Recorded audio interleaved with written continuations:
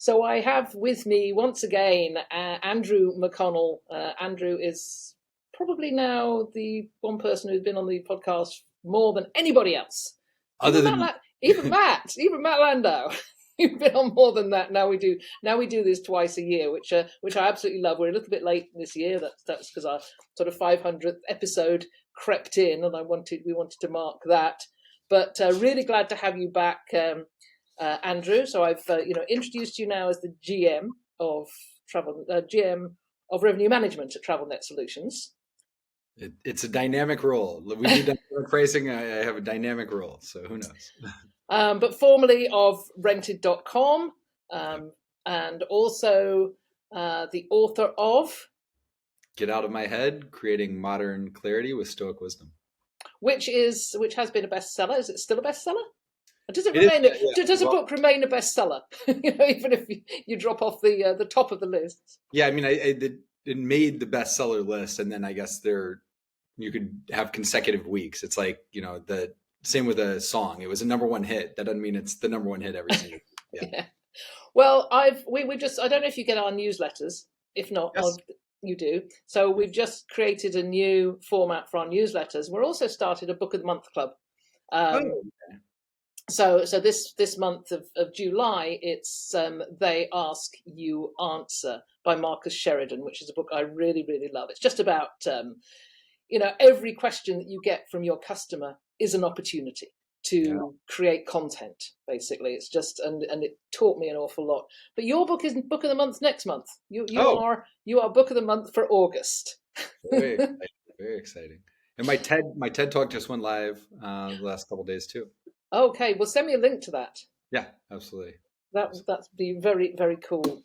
Okay, we are here today talking about this confusion. We're down here, I am down here with everybody else in the mire of messaging, of things that come at us through the media. I mean, everybody is, we're hearing messaging about everything in our lives, and we have this task of trying to get through it and figure out what it means, what's true, what's not true, whether it's just statistics that have been manipulated to say one thing. And in the introduction, I'd mentioned that that tweet by Nick Gerli, who nobody had heard of at that time. He's a real estate consultant, but he posted that tweet and I'm sure you've seen it, with the chart that showed massive drops in revenue in cities like Austin and Phoenix. And the clickbait title, "The Airbnb Collapse is Real." And then a few hours later, Jamie Lane from AirDNA comes back with the rebuttal of it, saying, no, there is not a collapse in RevPAL happening. It is down, yes. Is it down 40%? No. And he's used the same statistics and came up with a different result. He said, what do we find? The average market listed is seeing RevPAL decrease of 3.6%, not 40.3%. I want to talk about this, Andrew. I want to know that, those of us who are sort of down in the trenches here and see this stuff, what are we to believe? Can you shed some light on these conflicting statistics, and tell us what we should be looking for? Yeah. So as Mark Twain said, Benjamin Disraeli said. Yeah. I've been down that rabbit hole looking to see who said that. There are lies, damn lies, and then there's statistics, right? So you can spin it to say whatever you want. And there's the adage of Jeff Bezos walks into a bar, and the average income in the bar, the average person's a billionaire. And then Jeff Bezos walks out, and the average person's making $60K a year. Averages don't actually tell you anything. There's huge variability. For example, in Phoenix, right? Phoenix, very tough year overall at a market. We have a client on Rented that we do full service for that's up 80% in revenue this year. Averages aren't telling you anything. It's specific to you. And I think this is where there are a bunch of different things going on here. So one, depending what statistics you're looking at, right? AirDNA is going to look at different data than key data, right? AirDNA, very much focused on mostly Airbnb. They're looking at other listing sites, but it's weighted to Airbnb, much more urban and kind of that kind of property versus traditional vacation rentals and how it's going to be weighted in traditional markets. And they were impacted differently, right? In 2020, 2021, those urban markets, AirDNA was like, oh, this is the markets are performing much, much worse than historical. Whereas if you were in Gatlinburg, in the Panhandle, you were doubling the money, tripling the money you had made the year before. It was an entirely different world. And then it kind of flipped a little bit. Now that people felt more comfortable in cities, people started going more to these other properties, more to urban destinations, more international travel. And what that did, and this is probably the biggest problem, well, there are a lot of problems, is that it encouraged more and more supply, right? If you want to go build a hotel, it's a several year process. You need the licensing, you have to get the permitting, you have to go build it. Whereas anybody, legally or not, can just say, hey, this is now a vacation rental. I'm just going to turn it on, put it on a website, and people can start renting. And when you had the Airbnb boom, which was not an Airbnb boom, it was a alternative accommodation boom that people said, can't really travel internationally. I can drive to these places. I want more space. I don't want to stay in a hotel. Everybody was going after the same properties. And we got that in 2020. People missed out on 2020. And so it pushed it up even more in 21. So people booked way ahead because they didn't want to miss out. They were overpaying. And what that led to was a lot of people felt kind of scammed, right? Just because you were able to get 3 times the price did not mean it was really worth it, right? That was, we've gone through this inflection point a few times as an industry with early 2000s when things went on the internet with Vrbo, et cetera. A bunch of new people came to vacation rentals and alternative accommodations. 08, 09 through 2012, Airbnb comes online. Whoo, another big explosion. 2020, another big explosion. The difference was in 2000 and in that kind of 2012 and post-financial crisis, people were over delivering. It was a relatively cheap option for a family versus a hotel. And so people stayed. They're like, wait a minute. I'm paying less than I would for 2 or 3 hotel rooms. It's a much better experience. I have everybody under the roof. This time around, there were a lot of people who are like, wait, I don't even have to try. I can just jack up the price. People have no other choice. I'm going to make a ton of money. And they could in the short run. But this is where Goldman Sachs says, no, be long-term greedy. Don't sacrifice your long-term profits by just extracting value in the near term. And so I think a lot of people got turned off because they were overpaying. So that's a very rambling answer to say we're left where there are people that are very, very down. Look, when everybody could just jack up rates and you could put anything online that was not a hotel and people were desperate to get out of the house and go book, anybody could make money. You show up, you make money. That's why all these Twitter influencers or TikTok influencers are saying, hey, just go buy a cheap property, you put it online, you're going to make tons of money. This was also why in 2020 and 2021, I fielded a whole bunch of calls where people say, hey, would you please advise, we're starting a REIT, could you be an advisor to us as we go buy properties to go into this? And every single time, I could have made a bunch of money, but every single time I said, this is the worst time to do it. Because you're buying when it's peak rental income and also peak prices. And so you're running the numbers on that. As soon as you buy it, the only thing guaranteed is that you paid a peak price. I can't guarantee you're going to have peak rental income anymore. In fact, I'm guessing it's going to start coming back. People didn't want to hear that because they wanted to go right then. And needless to say, they do it. And now these people are stuck with properties they overpaid for in markets that are not making the money that they made in prior years. So yeah, when it's going up 20% a year, anybody can make money. In a tougher market, no, you have to be a better manager. And so this is where you're going to get a real shakeout. This is why, Phoenix is having a really tough time, but we have clients that are making literally 80% more money than they've ever made because the ones that are doing it the best, you're pricing right, you're marketing right, you're providing amazing guest experience. you're still going to outperform. There was another article in Business Insider this week about the high end of the market and the low end of the market, and I think I referenced it in my newsletter a couple of weeks ago, and it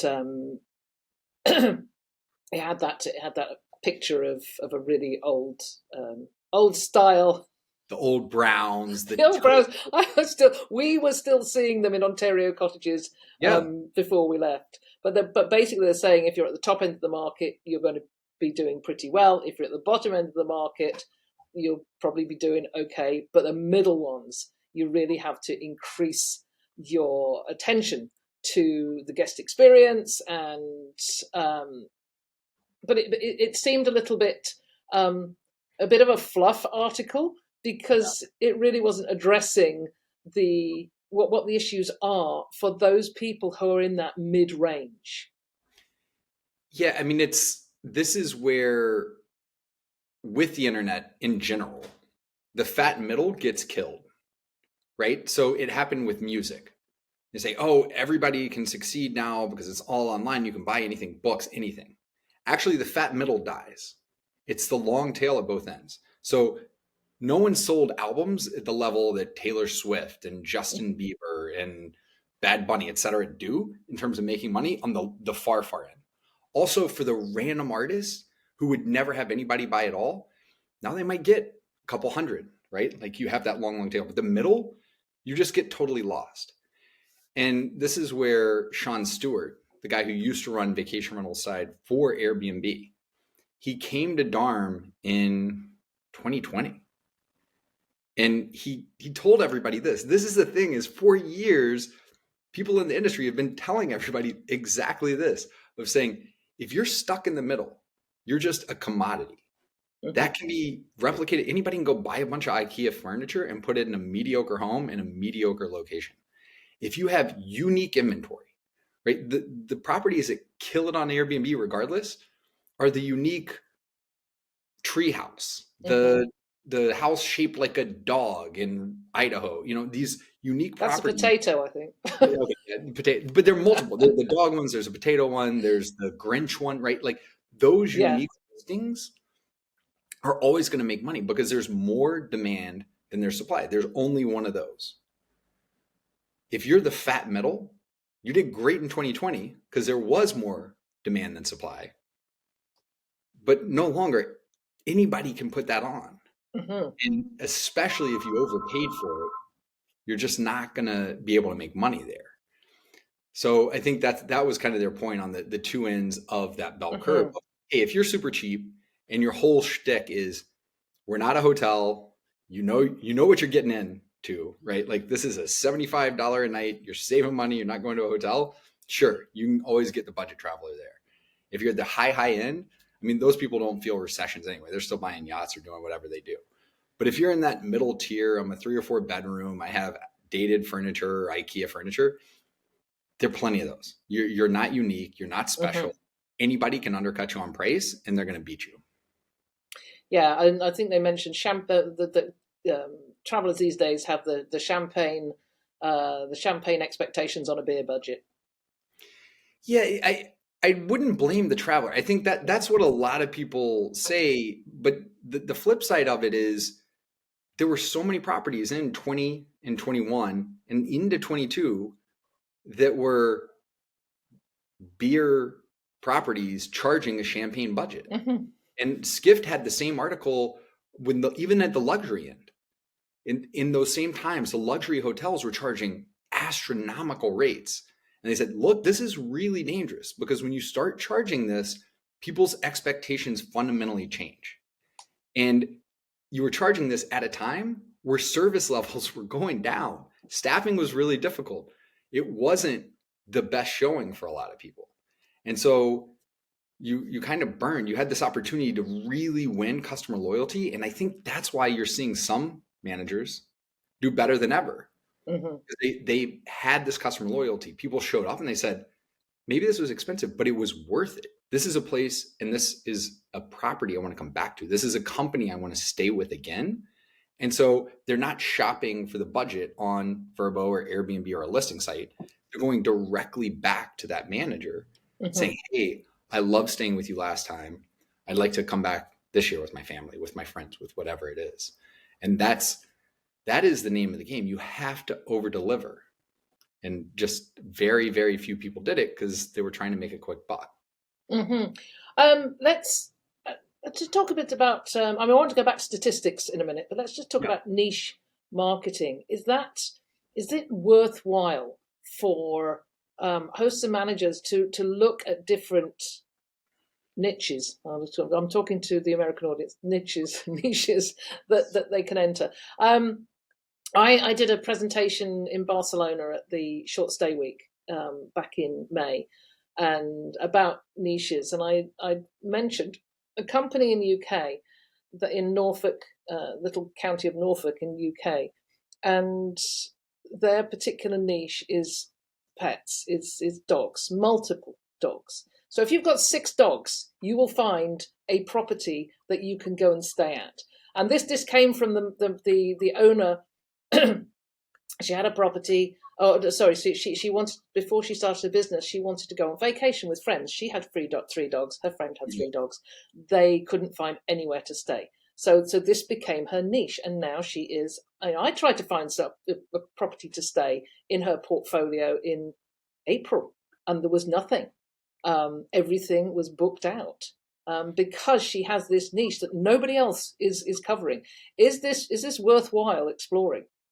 It is, depending on your size, right? So if she has, depending on the number of properties, if you have 10 properties and there's always more than 10 families booking or 10 booking worth of demand, that's great. If you have 1,000 properties in the same location, but the niche is only 10 big or 12 big, that's not going to work for you, right? It's very difficult, I think, for someone at a scale of thousands of properties to say, hey, we're going after the niche market. You can totally do it if the niche matches what you're doing and you can deliver very, very well there. That's where individual properties can still do really well, right? Star Wars themed property around Disney.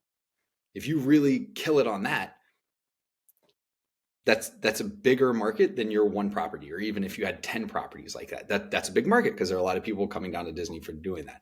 If you had 25,000 properties across the US and you said, our niche is Star Wars, not big enough demand for that. And that's where, the potato property in Ohio or those can all stand out because the niche is bigger than their supply. The separate from your niche too, I think this gets back to building demand that matches the supply you have. And it's like the planting a tree. When's the best time to plant a tree? 20 years ago. When's the second best time today? And it's when's the best time to build a really robust CRM out and customer data and collect all of that so you can do marketing? 5 years ago.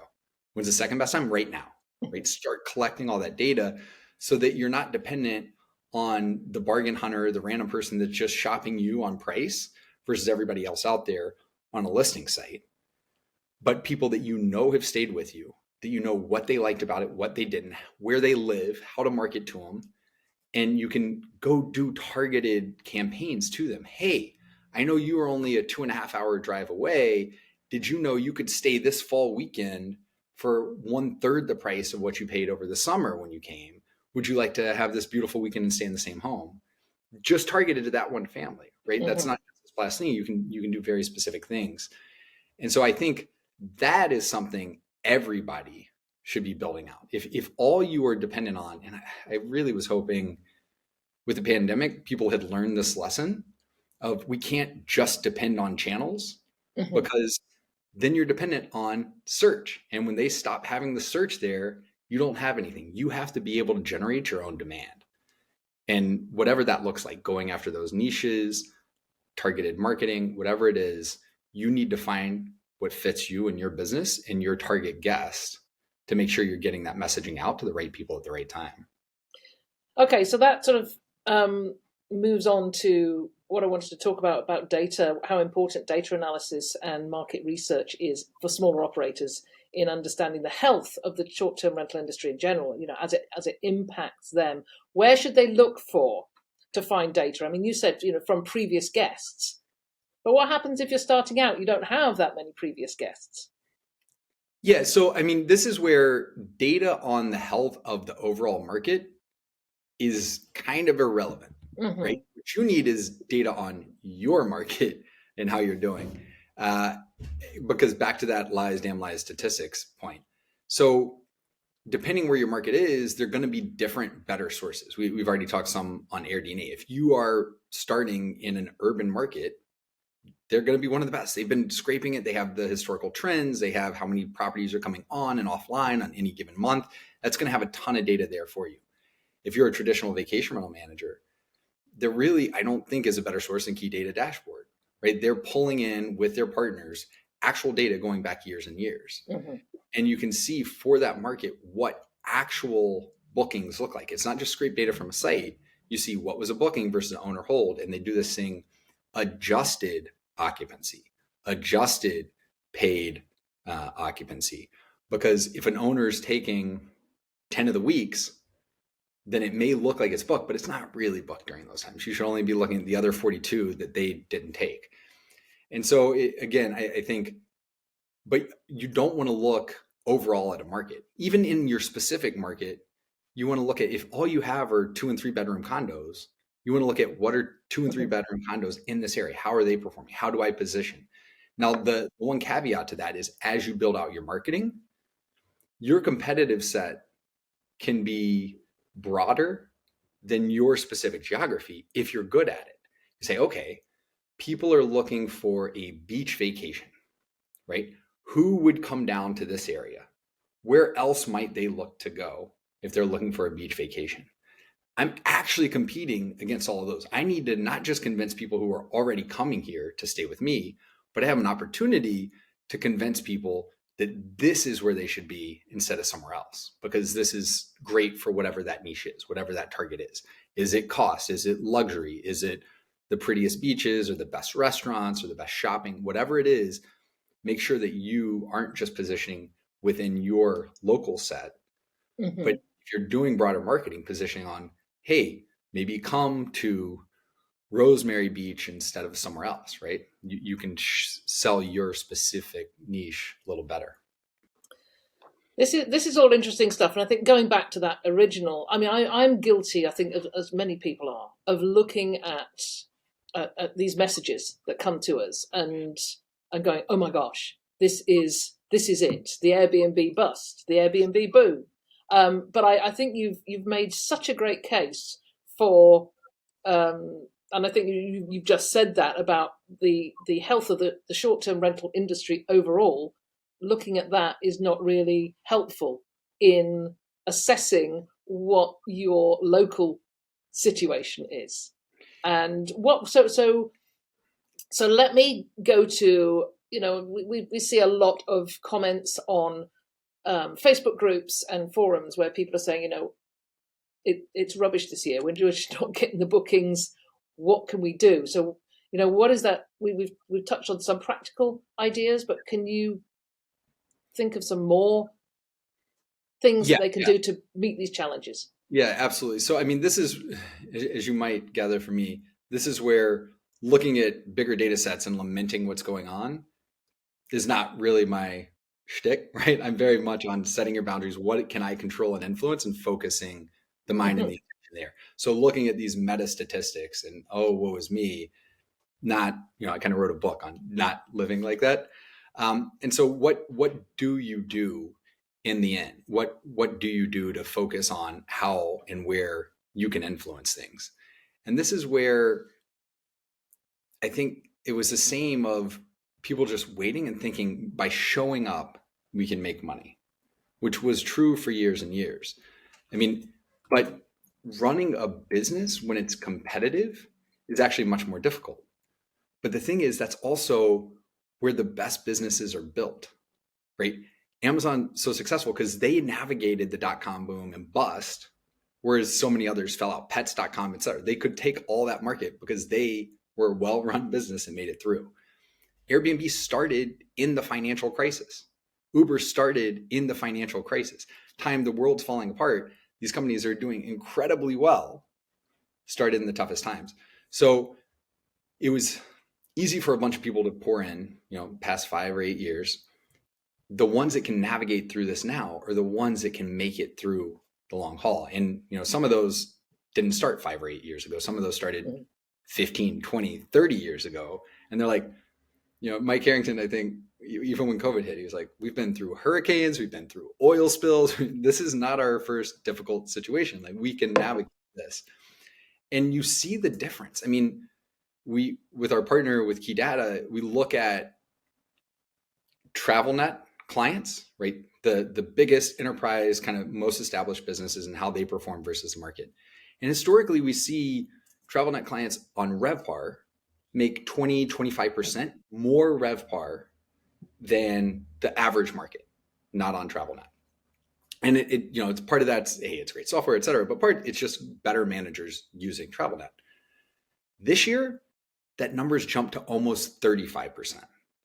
So the spread when things get tough, the best managers do even better, whereas the others slip behind. And so what are they doing differently? Well, one, they're marketing. They're not just dependent on third-party channels. We talked about that. Two, they are building guest loyalty. And that I mean, you talked about they ask, you answer. There are books and books written about how do you build customer loyalty? How do you over-deliver? One of the best who talks about this, David Angotti.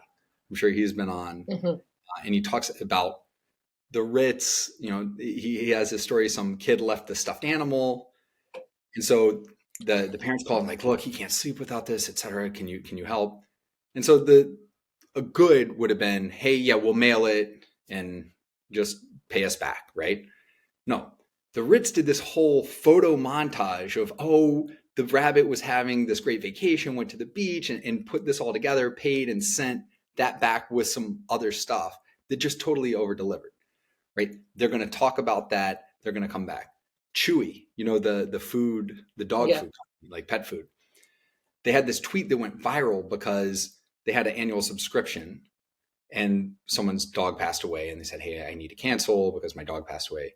And they sent flowers and all this kind of stuff to the person and it went viral. But that wasn't a one-off. They do hundreds of those every month because that's just the company they are. Everybody has the opportunity to do that. And it doesn't have to be super costly. You just find, how do you stand out to your guests? Again, what is the niche? What are you going to over deliver on? It doesn't have to be everything. You have to understand where your cost and price point is and what you can relatively cheaply, given that price point and in your skill set, deliver on. And then you need to be able to run the business efficiently, right? You need to understand, okay, yeah, we can all make money when we have 89% paid occupancy. But what if I need to design a business that can survive, that can break even at 54% occupancy, right? None of the businesses were going to survive at zero, right? When it all went to zero. Other than I know Ryan Dame talked about, they started playing with a subscription fee for their owners. So, hey, we can cut back on our percent of bookings that we take, the revenue, but we're going to have a monthly maintenance fee because we still have to take care of your property. Even if no one's staying in there, you need someone in there to make sure the toilets are flushing, to keep the dust bunnies away, the spider webs. And so having models like that, think about, okay, if there was a storm, how do I prepare ahead of time? How could I shift my business model that's not entirely dependent on booking revenue going up, but that's about building a long-term sustainable business? And that could be part technology, that could be part the people you hire being more efficient, what's contractor versus what's employee, part how you market, part how big you grow, right? Like part of it may be, hey, I need to be bigger than this size, but once I get to that size, it's actually problematic. I need to stay in this sweet spot. So much of what people do is focus on growth. I have 8 properties now, but I'm going to have 40 at the end of the year. Okay, but is that a good business? You could actually make less money at 40 than 8, depending how you set up the business. If you have a good business, just make sure you keep and maintain and run a good business, not just a big business. Okay, that's really, really good advice there. Talking about advice, I want to sort of move to your expertise or your core passion of Stoicism, and how can hosts and managers who are concerned, who really, and you have actually touched on this already, but I want you to expand on it a little bit because of, once again, going back to those anguished messages of, I can't cope with this, revenue is down, I'm not sure how we're going to survive, it's awful, I have to get out of this. How can they stay optimistic and proactive at times like these? Because, however much you cut it, it's challenging. It is. Yeah. And this is where, we always have this line, hope is not a strategy, right? So optimism is good. Blind optimism is not. And the right answer may be to get out of it, right? Like if you were finding yourself, you got in it because you loved it and were making money, et cetera, and you're hating what it looks like now, then why continue banging your head against the wall? That I always tell people, you have a choice. When you're in it, you may not feel you have a choice, but you always have a choice.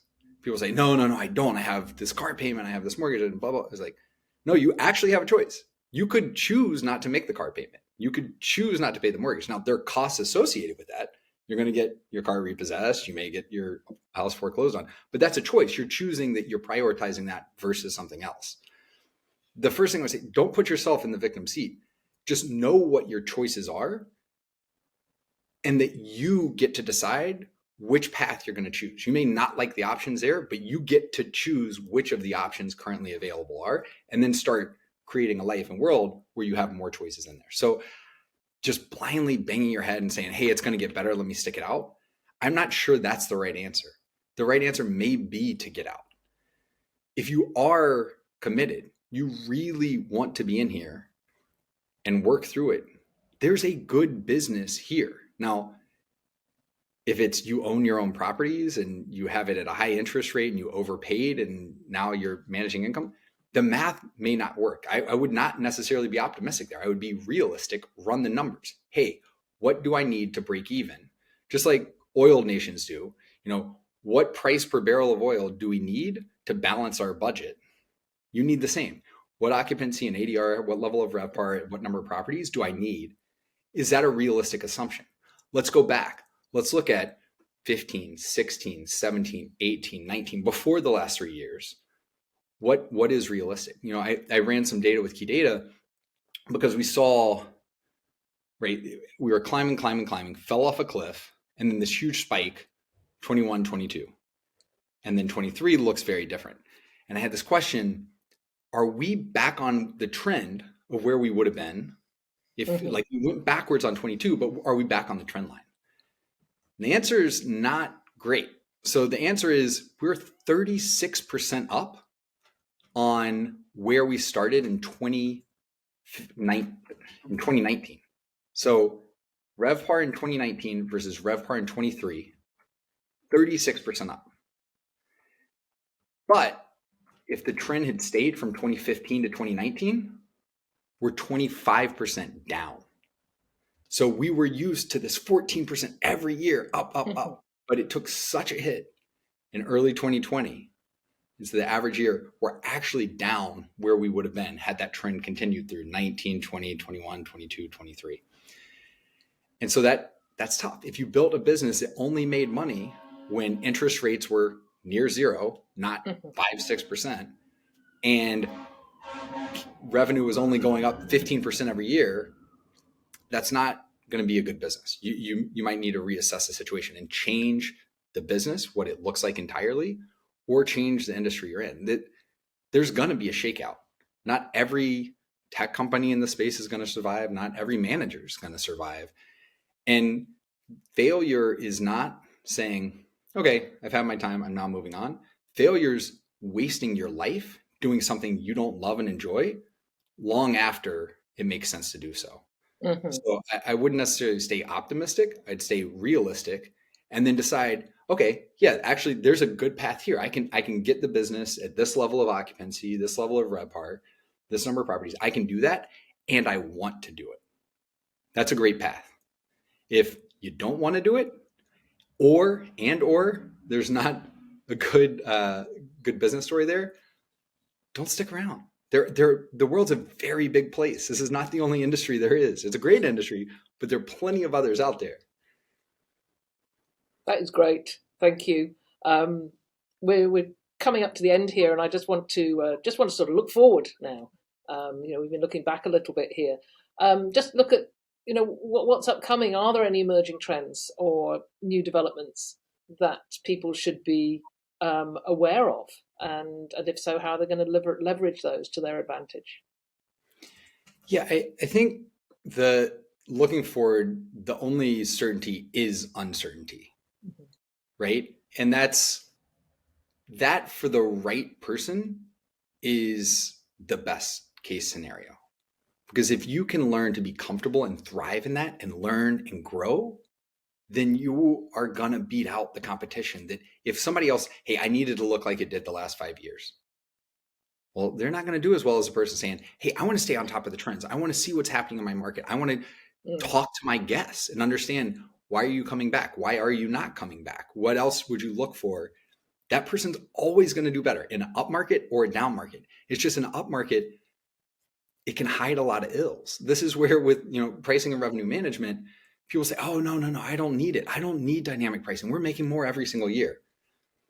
Well, how much did you leave on the table? That was hiding that you were actually doing terribly. Like, you thought you were doing well because you did so bad the year before that you could make a little bit more the next year. But when the market goes down, you start to realize, oh, wait, I don't actually know what I'm doing. Whereas the people who are, they're still making more money. They can continue to make more money because if you do things well, you beat out everybody that's just showing up. This is not an industry that you can just show up. Honestly, this is not a world that you can just show up anymore. I talked about my dad when he was growing up and in sports, he kind of competed with his city and state. And then by the time my wife and I are going, it's more national competition. We go to national competition. Like, honestly, now our daughter, whether it's going to schools, sports competitions, whatever it is, it's a global stage. You're competing globally. You can't just show up and expect an easy ride. You're competing against the world. When it comes to time and attention vacation, you're not just competing against a few houses or condominiums in your little area. You have to attract people to come there in the first place. You have to get them to choose to travel instead of spending their money somewhere else, right? And if you don't love it, you're never going to beat the person who loves it. The people who got in, not because they've read a tweet of, hey, this is an easy way to make money. The person who got in because they love it, Lauren Madewells of the world, they're always going to do well. They're going to make it through. They're going to do well every single time because they love what they do. They're going to listen to the guests. They're going to innovate. They're going to evolve. They're going to do a great job. The person that saw a TikTok influencer, it's like, oh, here's how you go make $1 million on Airbnb. As soon as you can't do that anymore, you're not going to do so well. Yeah. A couple of things you said there. One, you said it as you always do, leaving money on the table, because that's something you told me over and over and over again. You're leaving money on the table, and I know we did. Secondly, just to let everybody know that Andrew just mentioned Lauren Madewell. She will be on the podcast in September. Okay. She is. She's booked, and now I've announced it. She can't back out of this one, and I'm sure she will not. That's going to be a great conversation from a great property management company. This has been such a super conversation. You've just in those first 5 minutes, actually, when you talked about those statistics, you opened my eyes as to how I look at them. And I did, along with many others, looked at them and thought, this is it. This is it. Airbnb is, it's all collapsing. But what you said made so much sense. And now I'm going to look at a lot of other statistics in a different way. Then you just said something that made me think about, my experience as a podcaster. And I think maybe that's an analogy that works here. That when I started out, there was me and there was Jasper Rivers, and we'd get paid for your pad. That was back in 2014, and we did it tremendously well because there was nobody else out there. I have lost count at how many podcasts there are out there in this space. I can't just show up every week and just do this.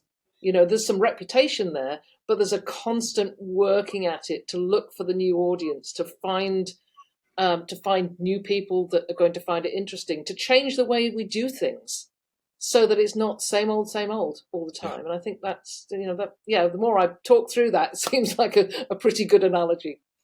It's 100%. So what you're doing, you're asking people to give their time, right? This portion of their life every single week of their time and attention to what you're doing. So you have to deliver. It has to be worth it.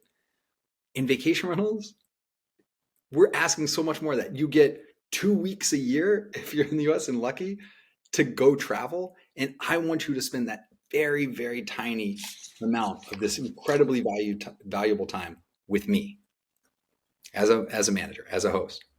What is my case for that?